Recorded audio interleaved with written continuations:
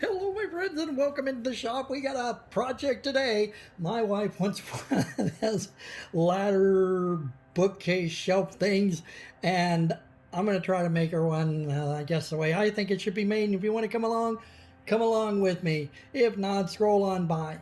I've got all the materials here. I think I got all the materials here, and we are going to just kind of proceed by ear. Now, we got an 8-foot ladder. My wife got it from OfferUp for like $8 for this 6-foot ladder. Sorry, 6-foot ladder, $8 on OfferUp.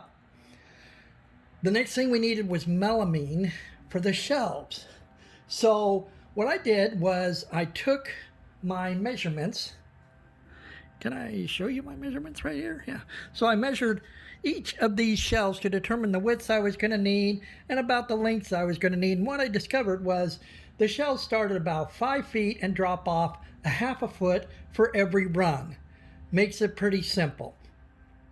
So the only thing that was really a little more complicated were the widths, which I wrote down here. And I'll put all this information in the links below and on the screen so that you could see it if you want to do one yourself. But don't rely on them because I don't know that these ladders are all going to be the same. So I went to Home Depot and did some research online about the different widths and lengths that this melamine came in. And they sell it all different kinds of ways.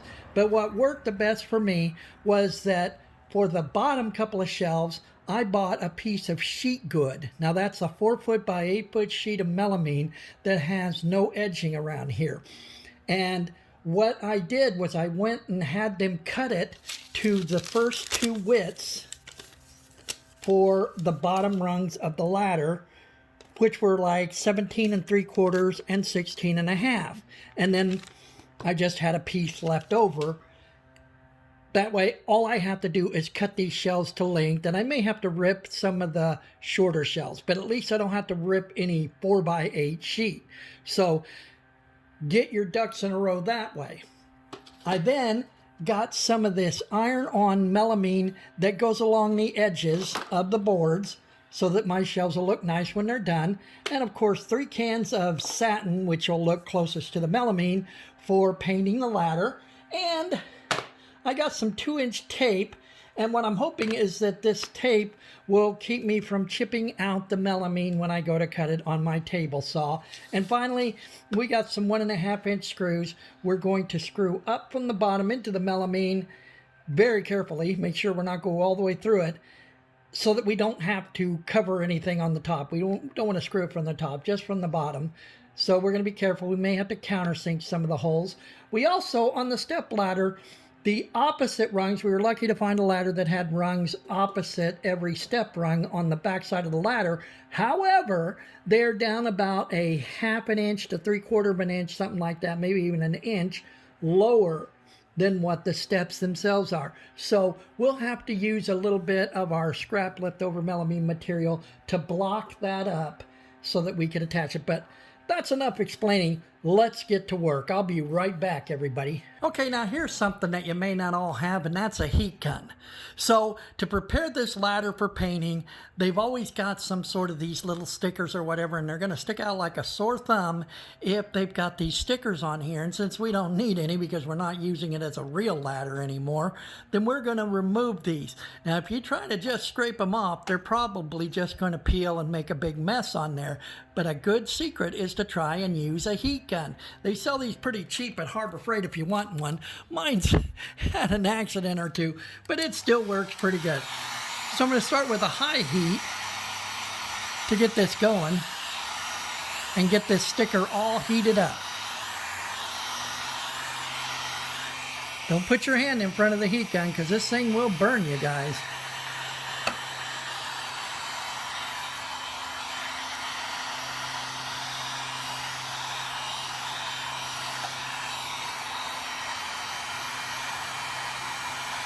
And then we're going to try the corner.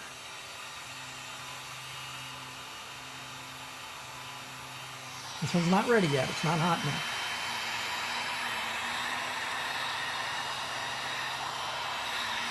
What kind of heat's coming off of there? Okay, now it's getting good and warm.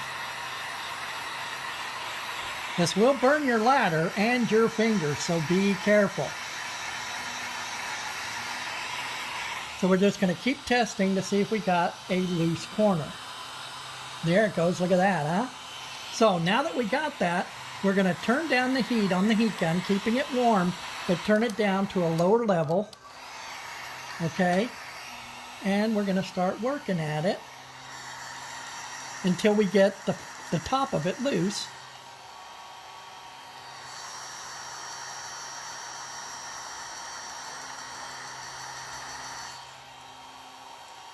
Be careful not to burn yourselves.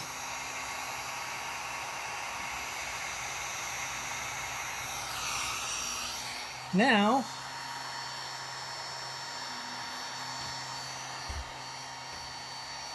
we can just work our way down, and when I get far enough down, I can just tilt the heat away from myself and heat the sticker as I'm going. Just applying a little pressure here.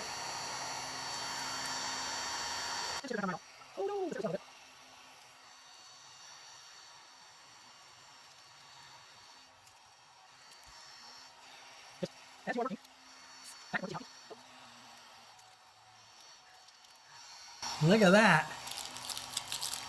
Whole sticker comes off. Okay, so we got the stickers off. Still a little gooey here, but nothing that a little bit of goo gone won't get off. Now for these paint things on here, you know, it's going to get a little bit of a touch up with some sanding on the old sander there. And so where it's real thick right here, I just used a razor blade to scrape some of it off so it wouldn't have to take a whole lot of sanding. That worked pretty good. I got it off of most of the tough places. So we'll let the ladies finish prepping the ladder while we cut some boards. All right, so we got all the stickers off of it, a little bit of light sanding on it, get it ready for paint, see if it takes a good coat. You see the miss has already been out here putting one coat of paint on, and I thought I'd help her out with a second coat. Let's get to it.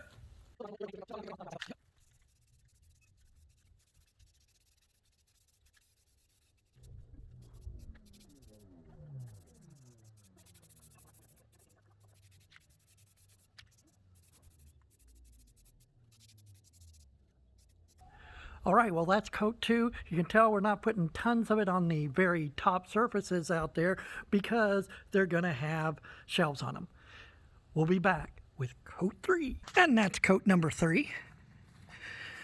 We're going to bring it over here, have a closer look.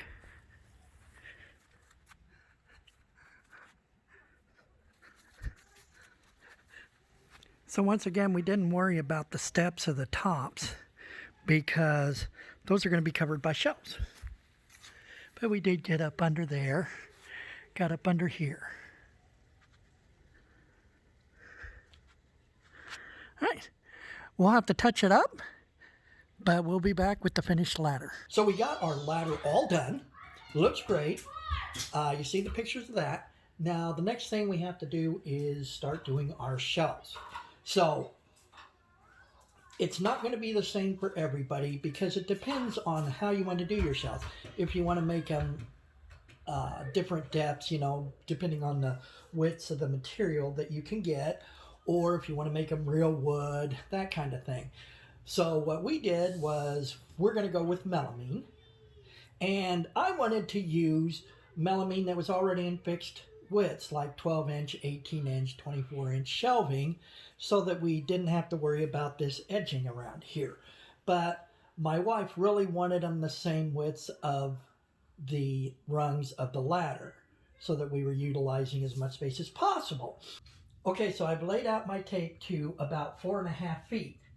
Now, I'm not going to mark it. I'm going to use blue tape because I can mark the blue tape and, you know, I don't have to worry about having to get a mark off of here. And the other reason is that by cutting the board while there's blue tape on it, I am going to cut down a little bit on the chipping. You're still going to get some here like this, but there's not much you can do about that. Just try to find your best piece.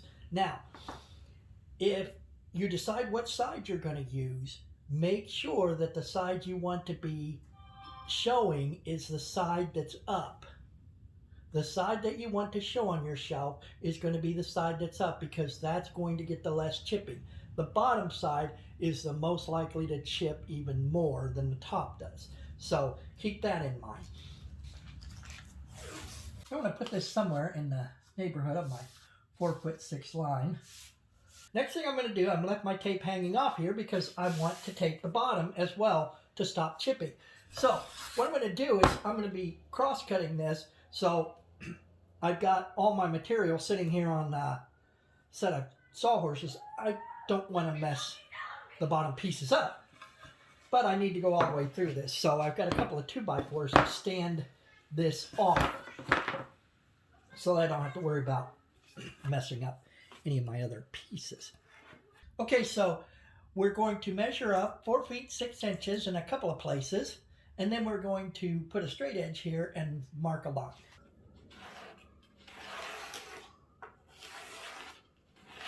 Go.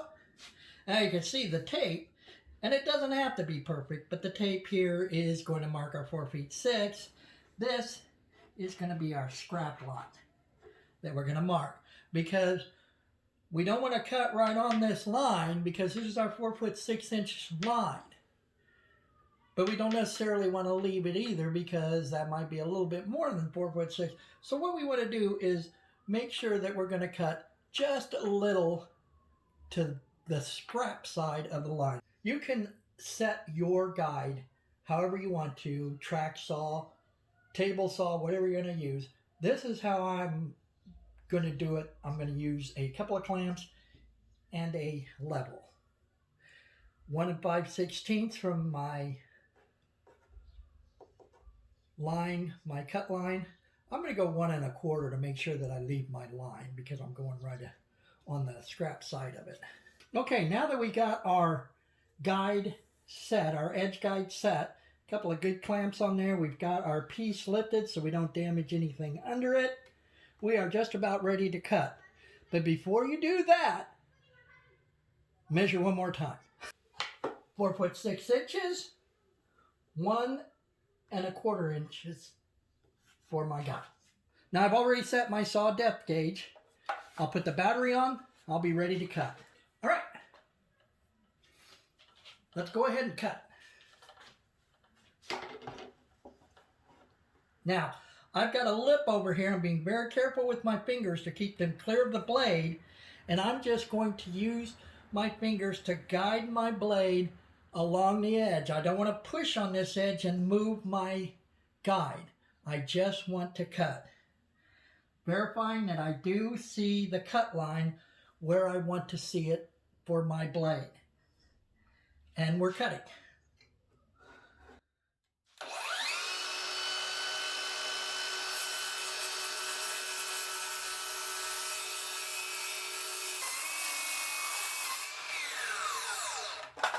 Now there we go. Got a nice cut here.